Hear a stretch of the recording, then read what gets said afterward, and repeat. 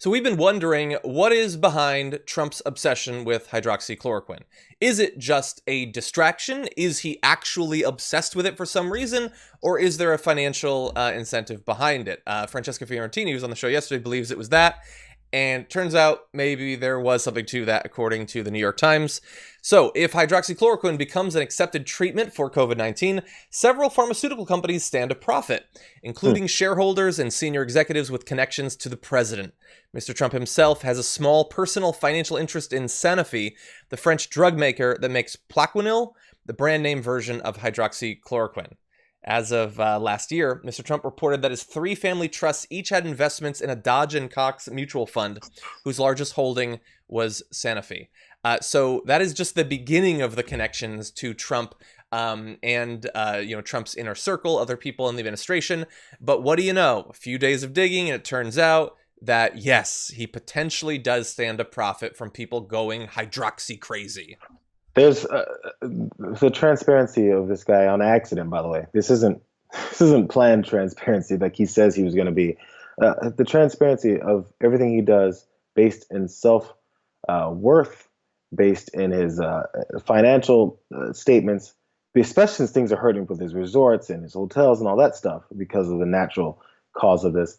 No one's going to look at this and jaw is going to drop. They're going to go, oh, I should have thought of that, unless they already did, which I'm sure many of us considered this in the first place. Yeah. This is how things work. This is when they're talking about how socialism is going to ruin the country, but this is capitalism.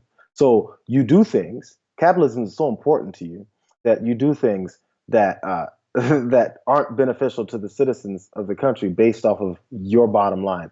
That's how it always works, and it's consistent competition to be the biggest a-hole, to be the person who screws over the country the most for their bottom line. Or if you don't, you're not a real American.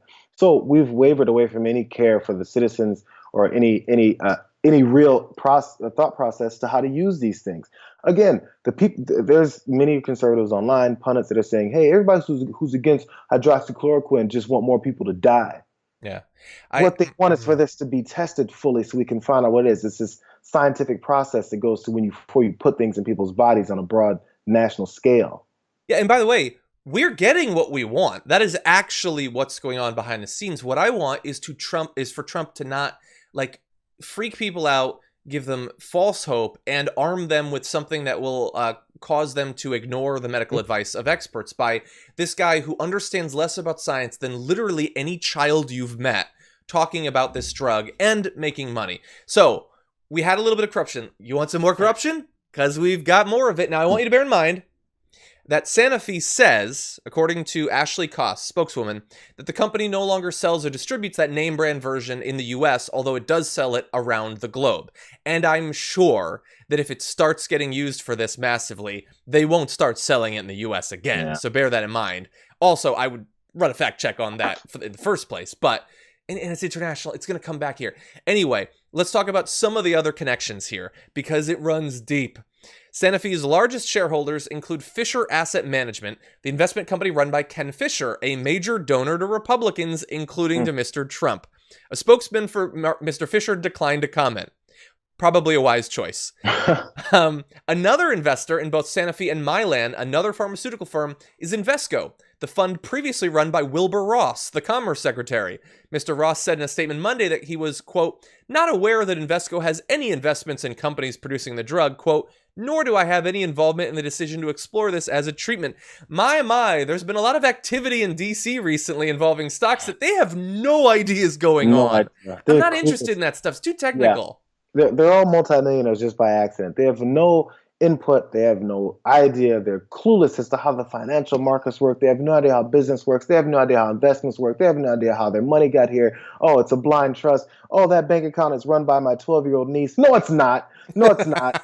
Rich people don't accidentally become rich. They don't accidentally have hordes of money. They don't accidentally put money in places that makes them tons of more money and take it out of other places they would have lost. That doesn't happen that way, because when rich people do make that mistake of losing money, rich people kill themselves. We've seen it happen. That's all that they care about. It happens. So when you keep talking about how you have no interest and no idea of what happened to the company that had shares in this in this group that you've never heard of before, it's a blatant lie. I don't care what you have to say. If they can call other folks that want more than $1,200 in a one-time thing in the middle of all this lazy and incompetent and begging for more, we can't say that about folks like this who have tons of things but have moved money around to hurt others more. Let's get it straight. This hurts other people. This isn't just a backdoor deal where you have an advantage with normal things when you're trading on the stock market with insider information. Not that this is what is happening here, but they're influencing the policy based off of their bottom line. It's a similar approach. Yeah, so let's hear a little bit more about this bottom line, because Right. it goes For some reason, that annoyed me more than others. This should outrage everyone, but I'm glad that at least we're getting the information. So, how deep does it go? Well, it goes even deeper. One of the largest manufacturers of the drug, Novartis, previously paid Trump's now-incarcerated former personal attorney, Michael Cohen, more than $1 million for healthcare policy insight following Trump's election in 2016. So, now, the unfortunate thing is the only person who hypothetically could get in trouble for us finding that out now is one of the only people that got in trouble already and is now in jail, because nothing's going to happen to the investor, nothing's going to happen to Trump, but Michael Cohen's already serving time. But additionally, several generic drug makers are gearing up to produce the drug, including Amneal Pharmaceuticals, whose co-founder, Chirag Patel, is a member of Trump National Golf Course Bedminster in New Jersey and has golfed with Mr. Trump at least twice since he became president, according to a person who saw them. How many times since the coronavirus outbreak happened? I don't know, but I have a feeling they're probably in touch.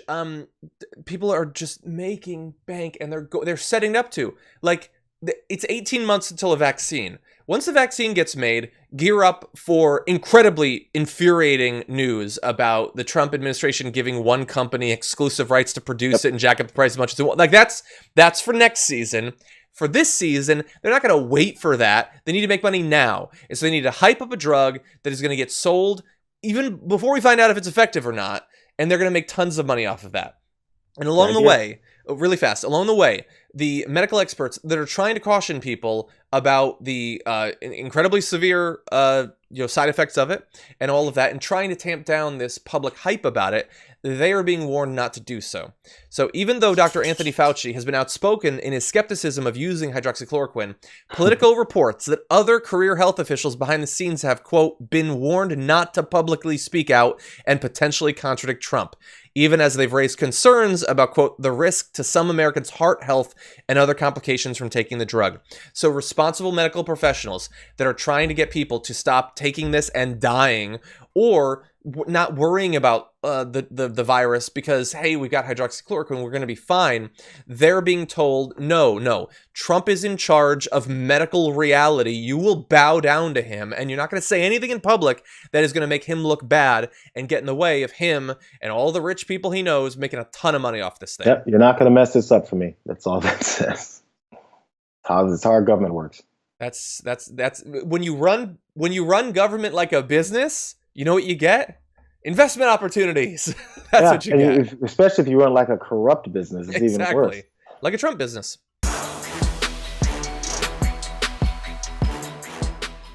For more political news breakdowns, interviews, stories of activism, and me trying my hardest to care about the occasional big celebrity news story, subscribe to our YouTube channel at youtube.com/thedamagereport.